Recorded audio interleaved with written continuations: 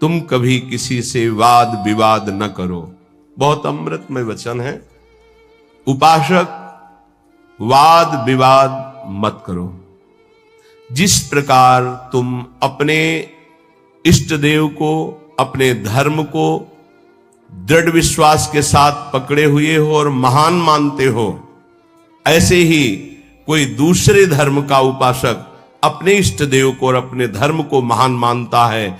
इसलिए तुम अपने धर्म को महान करके दूसरे को नीचा दिखाने वाला वाद विवाद मत करो। कितना सुलझा हुआ स्वरूप महापुरुषों का।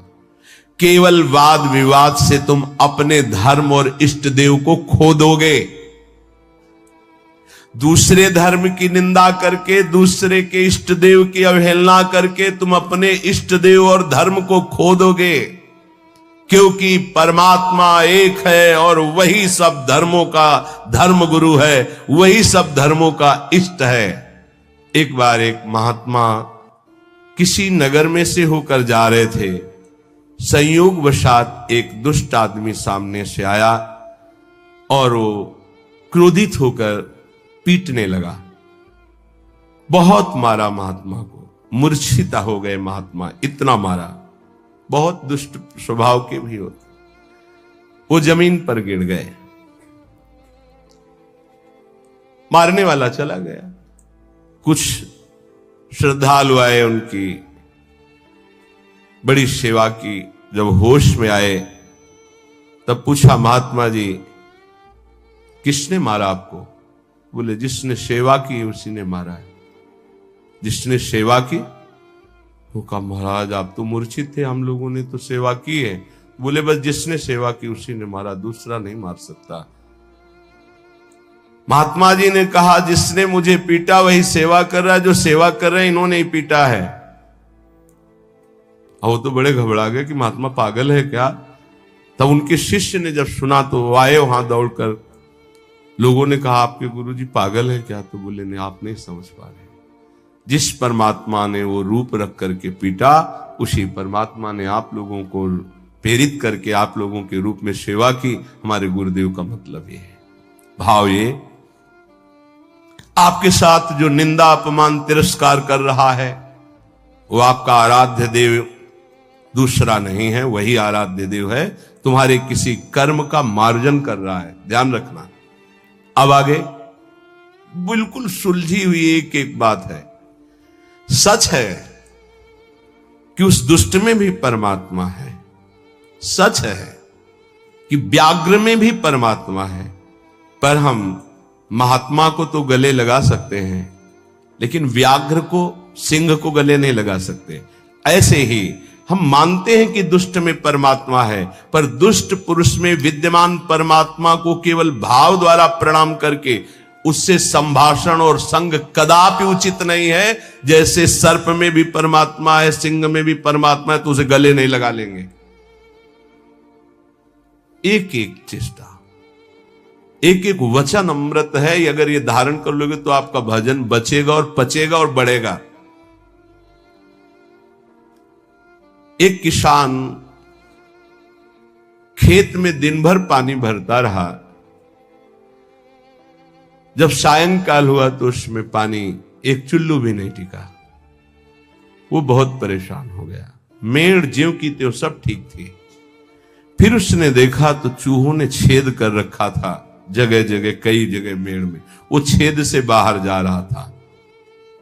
उपासक समझे, पूरा जीवन साधना करते हो जाता है, लेकिन साधन संपत्ति एक चुल्लू भी नहीं बचती। किनकी? जिनके इंद्री रूपी चूहों ने छेद कर दिया है हृदय रूपी घर में। क्या? कभी ये भोग, कभी वो भोग, कभी वो भोग। जो अपनी इंद्रियों को भोगों के संयोग में मनोरंजन करते हैं और साधना भी करते हैं, तो पूरे जीवन की शाम हो जाती, पर उनके हृदय रूपी खेत में एक चुल्लू भी साधन नहीं बचता, सब क्षीण हो जाता है। रामकृष्ण देव परमहंस जी कह रहे हैं, जब उपासक इंद्रियों के बिलों को बंद कर देता है, फिर कीर्ति की इच्छा उसके अंदर जागृत होती है, तो ये मेड़ टूट जाना होता है। अगर मेड़ टूट गई तो भी बड़ी जल्दी धारा बाहर निकल जाएगी खेत से जल की। कीर्ति की चाह उत्पन्न होती कि मेरा यश हो जाए, गई जीवन की भजन संपत्ति कीर्ति की चाह में गई। कीर्ति भजन को छीण कर देती है। यदि आपके अंदर चाह नहीं हो, इष्ट के द्वारा कीर्ति होती, जैसे सेवक जी महाराज कह रहे हैं, जय जय श्री हरिवंश नाम गुण गाई है, उसके लिए कहा कि बिस्तरे सब जग विमल कीरति साधु संगति। विमल कीरति वो उसके भजन का नाश करने वाली नहीं होगी, क्योंकि इष्ट के द्वारा होती है। कीर्ति की चाह मानो उस किसान की मेड़ टूट जाना है, अर्थात उस साधक का बांध टूट जाना है साधना का। अब उसके आगे उपाधियां लगनी शुरू हो जाती हैं। ये बड़ा उपद्रव है उपाधियां, सरकार, भगवान, अवतार, न जाने क्या क्या। ये बिल्कुल नहीं स्वीकार करना चाहिए, बिल्कुल स्वीकार नहीं। सरक जाओगे सरकार कहलाने से। बहुत माया विचित्र है, बहुत विचित्र, बहुत सावधान। ये महापुरुषों की बातें हैं। अब साधक की जहां कीर्ति रूपी मेड़ टूटी, बंधी, घाव हो गया वहां से। ये बालू का बांध है। ईश्वर की जितनी आराधना चिंतन सब गया, वो अपनी कीर्ति का स्मरण करके वो भूलना शुरू हो गया। प्रभु का अहंकार जो मिटाना था वो फिर बढ़कर वैसे ही तैयार हो गया। इसीलिए जन्म भर उपासक को सावधान रहना चाहिए, ना इंद्रियों की विलासता और ना कीर्ति और ना किसी तरह की सिद्धि की वृत्ति। सिद्धि भी बहुत बाधक होती है, भगवत प्राप्ति में बहुत बाधक। मन की बात जान, दुनिया का सब एक से एक अलग अलग क्षेत्र सामने का, एकाग्र दृष्टि से देख के संकल्प कर हिल नहीं सकता एक कदम। जैसा चाहे जितना हो उसकी आज्ञा का पालन करेगा ही करेगा। ऐसी बहुत सी। वे तो गुरुजनों की कृपा से इन खाइयों को नांगा जाता है। बिल्कुल दैन्य, बिल्कुल दैन्य। भरी सभा में नीच पुरुष द्वारा पिट जाने पर भी किसी भी तरह का कोई भी भागवतिक प्रभाव न प्रकट करना, साधारण आदमी की तरह शांत एकदम, ये असाधारण क्षमता होती है। क्यों सह जाए? सामने वाला जब इतना कर रहा, भगवान ने हमको तेज दिया, बल दिया है, क्यों सह जाए? बोले एक भाई अपने मुखौटे को लगाकर सिंह का और अपने घर में गया तो घर वाले एकदम भयभीत हो गए, लेकिन उसकी बहन ने उसको मुखौटा लगाते हुए देखा था। वो नजदीक गई और मुखौटे में एक थप्पड़ मारा, चल, और उतार के रख दिया। रामकृष्ण परमहंस देव जी कह, समझे? ये कोई निज जन, निज संबंधी देख पाएगा कि इन मुखौटों में और कोई नहीं, मेरा प्रिय है, प्रीतम है, दूसरा कोई नहीं। ये जो गाली दे रहा है, जो अपमान कर रहा है, जो पीट रहा है, वो मेरा प्रीतम है जिसकी मैंने आराधना की है। वो किस लिए पीट रहा है? जैसे कुम्हार अपनी मटकी को पीट के देखता है, ठीक है, खरी है, कहीं से फूटी नहीं है, मजबूत है, इतना वार सह सकती है, तैयार रहो। भगवान ऐसा लीला करते हैं, पक्का अपनी मटकी को बजवाते हैं, बड़े जोर से बजाते हैं। जैसे कुंभकार बाजार में मटकी रखता है, सिक्के से बजाता है, हाथ से बजा के दिखाता है, फिर कहता है इतने रुपए की है। ऐसे भगवान अपने भक्त को विश्व में दिखाते हैं, देखो कितना सहनशील है। मुखौटा कोई भी हो सकता है, ध्यान रखना, मुखौटा कोई भी हो सकता है, पहचानना आपको है। घर वाले भयभीत हो गए, लेकिन बहन भयभीत नहीं हुई, क्योंकि उसने देखा मेरा भाई मुखौटा लगा रहा सिंह का। ऐसे ही संबंधी जो भगवत संबंध, दास्य, सख्य, वात्सल्य, कांता, सहचरी, वो जान रहा है कि मेरा प्रीतम ये मुखौटा लगा के बदल के आया है और मुझे गाली दे रहा, मेरा अपमान कर रहा है। नहीं, मैं डरने वाला नहीं, मैं समझ गया मेरा प्रीतम है। कोई भी भय उसे स्पर्श नहीं कर सकता। एक दिन एक सरकारी आदमी पिस्तौल रखता था और बहुत विलंब से आया। पत्नी ने कहा, तुम इतना विलंब से क्यों आए? रोज तो इतने समय आ जाते थे, इंतजार करते हो इतना समय। उसका समय हो जाता है। कैसे हो जाता है? बोले ऐसे हो जाता है। पिस्तौल निकाली, गोली भरी और उसकी कनपट्टी में लगाई। तो ये सब दूसरों को धमकियां दिया करो, बोले असली गोली है, पिस्तौल है, तुझे भय नहीं लग रहा? बोले बिल्कुल पाई भर नहीं लग रहा। क्यों नहीं लग रहा? तुम मेरे प्रीतम हो, ऐसा कर ही नहीं सकते। ऐसे ही भक्त वो संपूर्ण चर जगत में अपने प्रीतम को सर्वान वस्तुतया निरीक्ष परम स्वाराध्य बुद्धिर्मम, वो भयभीत नहीं होता। शरीर को पूरा होना है तो उसी क्षण होना है, जैसे होना है, जिस विधान से होना है, मेरे प्रीतम उसी विधान का प्रयोग करेंगे, पर होंगे मेरे प्रीतम। सर्वस्व हरण करने वालों में मैं मृत्यु हूं, भगवान श्री कृष्ण कहते हैं। अब हमारे पास और कौन रह गया? मृत्यु रूप में भी तो प्रीतम ही आएंगे, और कौन आएगा? इसलिए जो सर्वत्र मुखौटे से हट करके दर्शन करता है, ये मुखौटे किनके हैं? बनावटी हैं। इनमें जो है वो है कौन? मेरा प्यारा सर्वान वस्तुतया। क्रूरापि पापिनो, जो क्रूर हैं, पापी हैं, वो मुखौटा केवल ऐसा है, अंदर उनके परमात्मा बैठा है। हमें मुखौटा नहीं देखना, हमें अंदर। रामकृष्ण परमहंस देव जी की वाणी, वो कह रहे हैं उस उपासक को कभी भय नहीं होता, कभी घबराहट नहीं होती, कभी डर नहीं होता, कभी अशांति नहीं होती, कभी दुख नहीं होता, जो सर्वत्र मुखौटे से अलग देखता है। इन मुखौटे से अंदर एकमात्र परमात्मा, कोई स्त्री का मुखौटा, कोई पुरुष का, कोई महात्मा का, कोई दुरात्मा का, कोई मूर्ख का, कोई विद्वान का, पर है अंदर एक ही परम तत्व। पानी और बुलबुला कोई अलग चीज नहीं है। बुलबुला पानी में ही उठता है, पानी में ही तैरता है, और पानी में ही फूट कर पानी बन जाता है।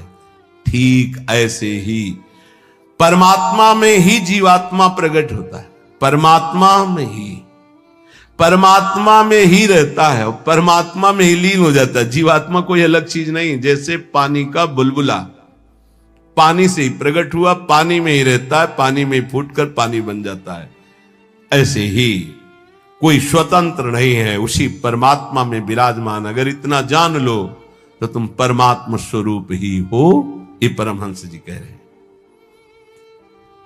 देखो, रेलगाड़ी का इंजन वेग के साथ चलकर ठिकाने पर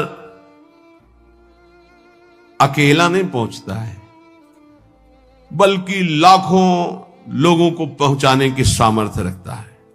जोड़ते जाओ, बैठते जाओ, इंजन में बड़ी पावर है।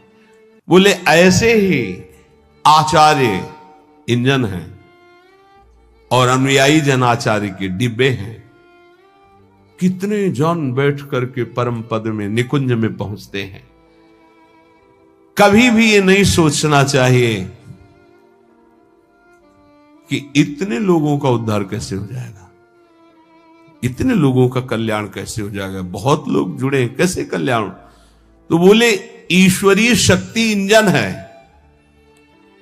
और वो शांत, वो गुरुजन डिब्बे के समान है।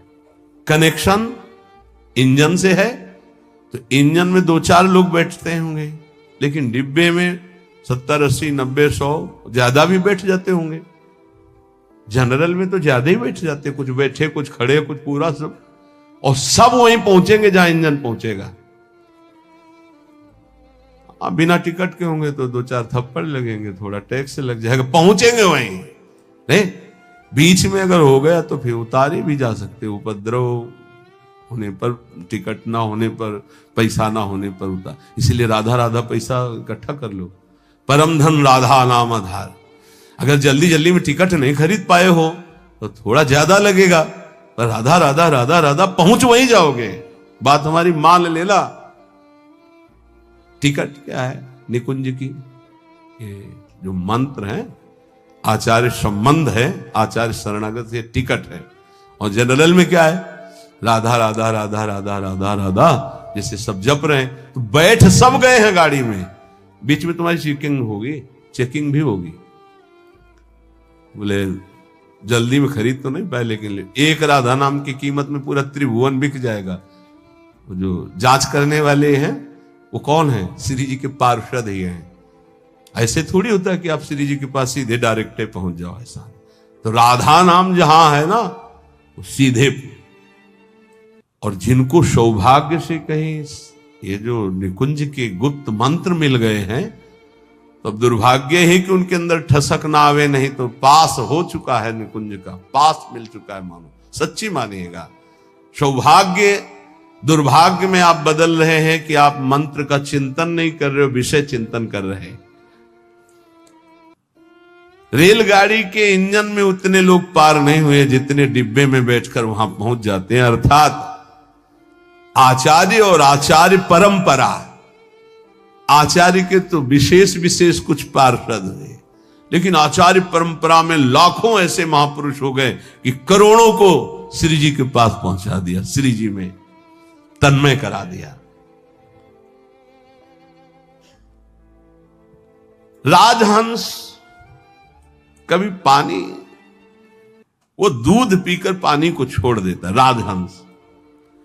ऐसे ही जो उपासक है, जो संत है, जो भगवत प्रेमी महात्मा है, तो माया और ब्रह्म दोनों मिले हुए हैं एक में।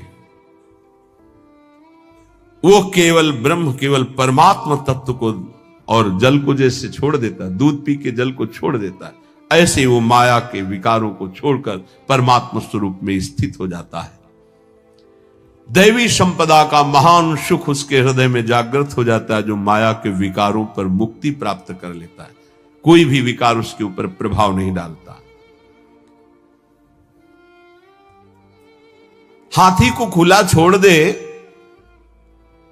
तो मनमानी आचरण करके वृक्षों को उखाड़ता है, तोड़ फोड़ शुरू कर देता है। लेकिन जब महावत अंकुश पर अंकुश प्रहार करता है तो घुटने के बल हाथी हो जाता है। ऐसे ही ये मन मतवाला हाथी है, जिसने इसको स्वच्छंद छोड़ दिया है, सब तोड़ फोड़ कर देगा, धर्म विरुद्ध आचरण करेगा। महावत है उपासक, हाथी है मन और अंकुश है ज्ञान। प्रहार पे प्रहार करके उसको घुटने के बल अर्थात मन को अधीन कर लिया, तब वो शांत चित्त परमात्ममय हो जाता है। मन ही भगवान का स्वरूप बन जाता है। इंद्रियाणाम मनश्चास्मि, पर पहले अंकुश की मार देनी पड़ेगी, छोड़ना नहीं। इसको छोड़ दिया तो तोड़ फोड़ मचा देगा। मतवाला ये हाथी है मन, किसी के अंकुश से, केवल ज्ञानांकुश, जो नाम मंत्र मिला खूब जपो, इसी से मानो तुम्हारे अंकुश की धार तीक्ष्ण होगी, इसी से तुम्हारा मन बस में होगा, दूसरा कोई उपाय नहीं। कल एक साधक प्रश्न कर रहे थे एकांतिक में, मैं जानता हूं ये नहीं करना चाहिए फिर भी करता हूं, क्यों? दो बातें। पहली बात, तुम में आध्यात्मिक सामर्थ्य खो चुकी है, जान करके भी तुम उसको रोक नहीं सकते क्योंकि बलहीन हो। और दूसरी बात, तुम्हारी सुख बुद्धि उसमें है, जरूर ये कहते हो मुंह से कि नहीं करना चाहिए, पर अंदर है कि इसमें सुख है। इन दो बातों के कारण तुम भ्रष्ट होते रहते हो। तो हमको पहली बात बलवान करनी है कि हमारे अंदर नाम बल आवे, तो दूसरी बात अपने आप हट जाएगी, सुख बुद्धि हट जाएगी। पहले नाम जप करके अपने को बलवान बनाइए। राधा राधा राधा राधा। समस्त विकारों को नष्ट करने का मैं तुम्हें एक सरल उपाय बताता हूं। रामकृष्ण परमहंस देव जी, तालियां बजाकर जब नाम कीर्तन जोर जोर से किया जाता है तो जैसे वृक्षों में बैठे हुए पक्षी उड़ जाते हैं, ऐसे हृदय के काम क्रोध आदि नष्ट हो जाते हैं। रामकृष्ण परमहंस देव जी तालियां बजाकर राधा राधा राधा राधा राधा, किसी संगीत की और ज्ञान वृत्ति ना हो तो अपने पास परम संगीत है तालियां बजाकर, तो कह रहे हैं कि जैसे वृक्षों में बैठे हुए पक्षी तालियां उड़ जाते हैं, ऐसे हृदय में बैठे हुए काम क्रोध भाग जाते हैं जब नाम कीर्तन। जब किसी को भी काम आदि वेदना हो तब नाम कीर्तन करके देखना, तो नाम कीर्तन होने ही नहीं देगा काम। देख लेना, उस समय अगर उपदेश भी किया जाए तो तुम्हें अच्छा नहीं लगेगा। कामी समझी में हरि कथा ऊसर बीज बय फल, और अगर आप शुरू कर दिए तो वो टिकेगा नहीं, भाग जाएगा पक्का। बहुत सुंदर उपाय महापुरुषों के हैं। उपासक की उपासना परिपक्व कब मानी जाती है? जब अपने आराध्य देव का नाम लेते ही रोमांच हो जाए और आनंद अश्रु बहने लगे, तब समझना चाहिए कि हमारी उपासना परिपक्व हो रही है। उपास्य देव का नाम लेते ही आंखों में जल आने लगे, अब उसकी उपासना रंग ला रही। राधा कहते आंसू भर जाएं। एक लकड़हारा जंगल की लकड़ी बेच बेचकर बड़े कष्ट पूर्वक अपना जीवन यापन कर रहा था। अकस्मात उस मार्ग से एक सन्यासी जी आ रहे थे। उन्होंने लकड़हारे के दुख को देखकर कहा, बेटा जंगल में तुम सूखी लकड़ियां बीन रहे हो, इसके आगे बहुत कुछ है, आगे बढ़ो और कुछ तुम्हें प्राप्त हो जाएगा, मैं देख रहा हूं। वो आगे बढ़ा, सूखी लकड़ियां छोड़कर। ध्यान देना, महापुरुषों के उदाहरण साधारण नहीं होते, बात साधारण दिखाई दे रही। जब काफी आगे बढ़ा तो उससे चंदन की खुशबू आई, तो चंदन के वृक्ष मिले। सूखी लकड़ी छोड़कर उसने चंदन की लकड़ी काटी और बाजार में बेचा, अच्छा पैसा आया। फिर शब्द उसके कान में गूंजा कि बेटा और आगे बढ़ो। तो उसने सोचा और आगे अब क्या मिलेगा, तो आगे बढ़ा। क्योंकि उस संत के वचन सत्य सच्चिदानंद से युक्त थे, तो जंगल में उसे एक खान मिली तांबे की। अब तो तांबा बेच करके बहुत, फिर आवाज सुनाई दी और आगे बढ़ो, तो और आगे बढ़ा तो उसे चांदी की खान मिल गई। अब तो बहुत बड़ा धनी हो गया। फिर आवाज आई और आगे बढ़ो, तो आगे बढ़ा तो स्वर्ण की खान मिल गई। बोला आप तो बस यही पूर्णता हो, स्वर्ण ही स्वर्ण। फिर आवाज आई और आगे बढ़ो, तो उसे हीरे की खान मिल गई। अब एक हीरा जीवन भर लकड़ी बेचने वाला लकड़ी बेचता तो उसकी बराबरी नहीं, ऐसे हीरे की खान मिल गई। भावार्थ और अंदर उसका रहस्यार्थ, ये मानो भोगों में फंसा हुआ है। आगे बढ़, आगे बढ़। जैसे जैसे वह अध्यात्म की तरफ बढ़ता है, नाना प्रकार के दिव्य सुख, और आगे बढ़ सिद्धियों के सुख, और आगे बढ़ भावात्मक सुख, शांत सुख, दास्य सुख, वात्सल्य सुख, कांता सुख, सहचर्य, अपूर्ण महामाधुर्य रस में स्थित।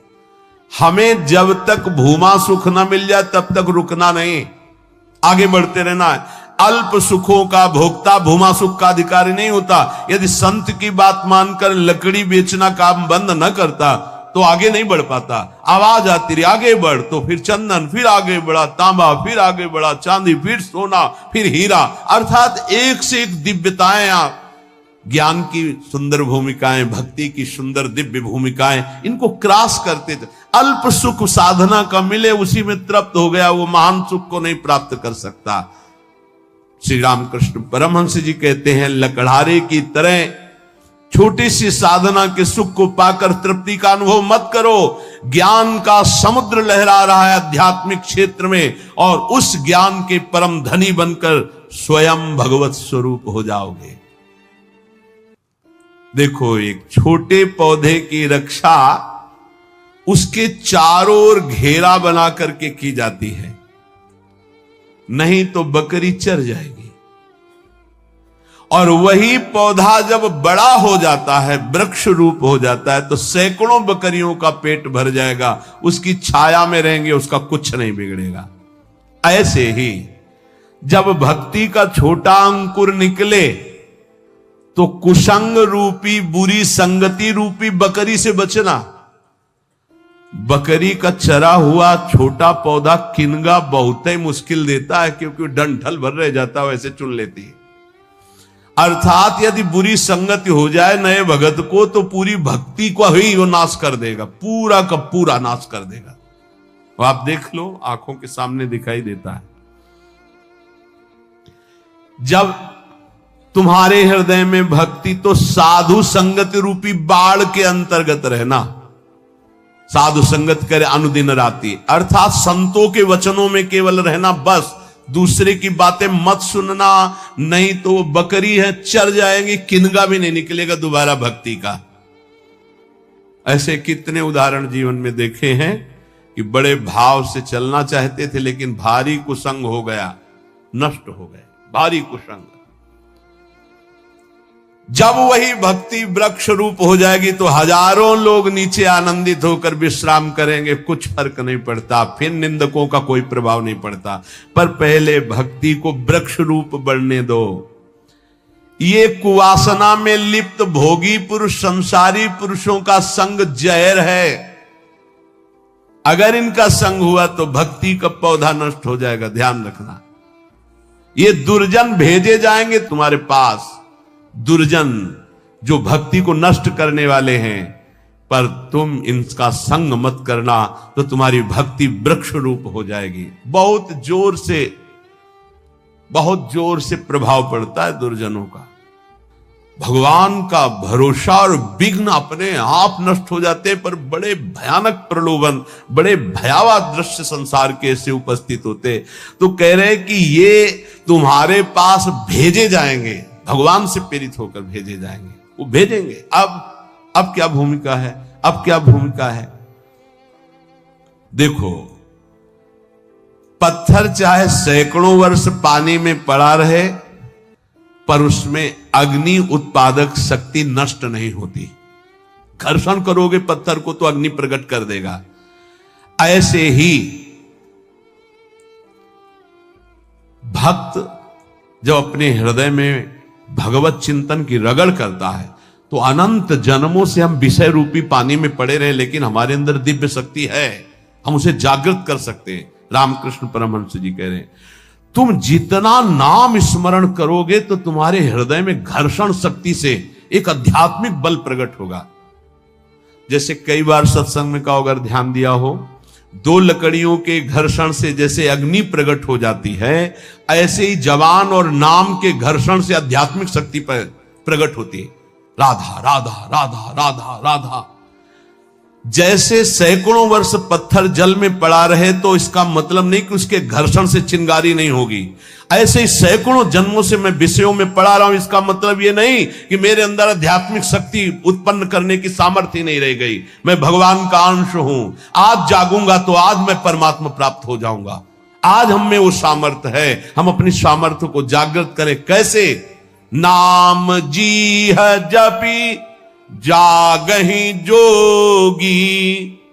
नाम जप करके हम जगते हैं, हम अपनी शक्ति को जागृत करते। नाम, ईश्वर का नाम जितना तुम जपोगे उतना ही हृदय प्रफुल्लित होकर महान पावर से युक्त हो जाएगा।